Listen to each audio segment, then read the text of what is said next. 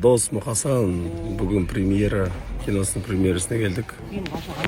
Құрметті киносүйер қауым, орындарыңызға жайғасуларыңызды сұраймыз. Сәлем. Соң біз бастаймыз. Ерекең, самый номер один поклонник Дос Мұқасана. Конечно. Во всех фильмах. Значит, что не снимем?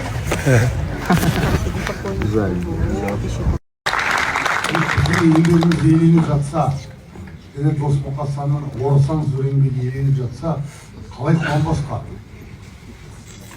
Бұл менің өмірімде бір тарихи өтеді.